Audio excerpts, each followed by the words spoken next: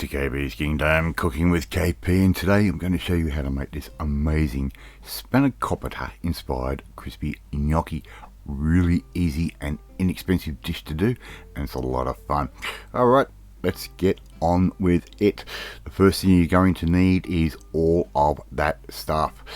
Okay, we'll go through it as the video goes along, and if you want the recipe quantities and ingredients, they'll be right at the end of this video.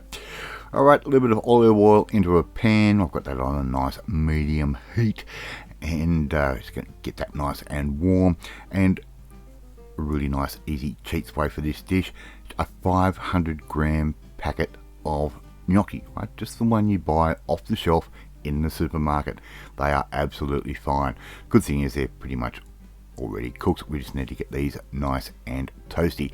Now some of them might clump together a little bit. Just get your spoon there and break them apart. As you can see, the oil has already soaked into the gnocchi, and we're starting to get a little bit of colour on those, and that's all we really don't want to do with this. We just want to cook these off, get a little bit of colour on them. Now a little bit of brownage, for a better word, and that's not going to take very long at all. I'm going to cook those off for around about 10 minutes. It's the longest part of this recipe. Okay, so just keep moving those around and make sure we get some even toastage on them. And you know, if you haven't tried cooking with pre-bought gnocchi before, wow, it is so fun, it is so easy, and gives you a really different dynamic to a meal. Right, I'm going to put those aside once they're toasted up into another bowl, just like that, and make sure you spill one or two of those on the bench, otherwise you are not cooking it correctly. So retrieve your lost gnocchi, and I'm going to cover that with a lid and just keep that nice and warm. Alright, time to get on to our next step. Here I've got a 190 gram packet of it's spring onion and chive cream cheese. Once again, just bought from the supermarket. Just buy the no name, it's not going to hurt. And all we have to simply do now is get that melted down a little bit. Now I'm going to add in a little bit of water just to make more of a thinner sauce, and just help that cream cheese just melt down a little bit better. And as that's melting down, that water is going to evaporate, so we are probably going to add a little bit here and there as we go. So we're just going to keep stirring that around and melt down our cream cheese with that beautiful chive and spring onion already you know, infused into it, and this makes a really nice little cheese sauce. Now I like spinach with a little bit of dill, so I've got around about sort of half a teaspoon's worth of that. I'm just going to add that straight into the sauce, and that's just dried dill. You don't have to go buy fresh. All of this can be sitting in your pantry or in your refrigerator, and you can make this at any time. I'm going to add another little splash of water. In total, I probably would have used around about a cup's worth, but as I said, the water evaporates and the sauce thickens up as we go. Alright, I'm pretty much done with the water. I've got a nice little thin sauce happening here, and that, as I said, it's going to keep thickening up as we go. Now here I've got a 280 gram packet of baby spinach, again just bought from my supermarket. I'm just going to put that straight in on top of that little cheese sauce that we're sort of creating there, and the spinach might look like a lot, but that is really going to wilt down into almost nothing at all. Okay, so just keep cooking that spinach down, right? Just every now and then we're probably going to want to give it a little bit of a stir. Time for a bit of seasoning. I like a little bit of nutmeg, so a little couple of shakes of some ground nutmeg, freshly ground black pepper to taste.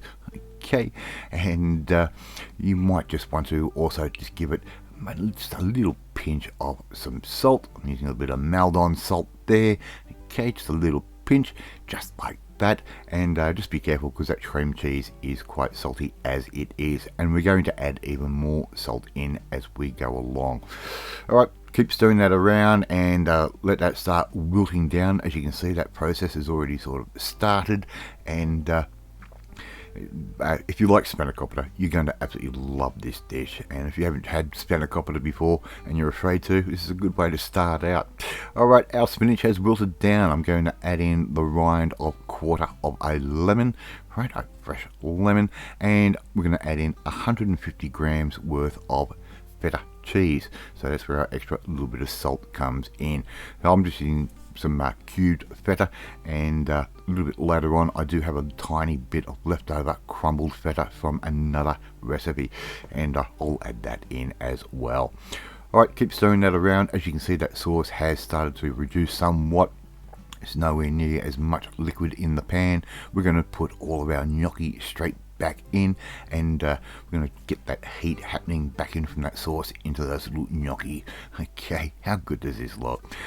Right, and we're going to add in, it's about sort of half a handful-ish of some crumbled feta that I had left over. This is purely optional. Okay, and if you don't have feta, you don't want to use feta, you could use some grated Parmesan or Pecorino cheese, but look, let's try and keep it authentic. And before you know it, less than 15 minutes, we've got KP's Spanakopita inspired crispy gnocchi. Alright, thank you so much for watching this video.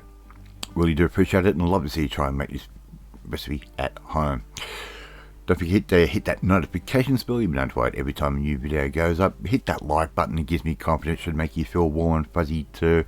Hit that notifications bell, you'll be notified every time a new video goes up. And hey, leave a comment. Love reading, love responding to them. If you want to learn how to make something traditional, non-traditional, and in less than sort of 15 minutes for dinner, we need to come and join my family. Hit the subscribe button and you'll never miss another one of my videos again. Off to eat my Spanakopita inspired crispy gnocchi, and I will catch you next time. And hang on for the ingredients at the end of the video.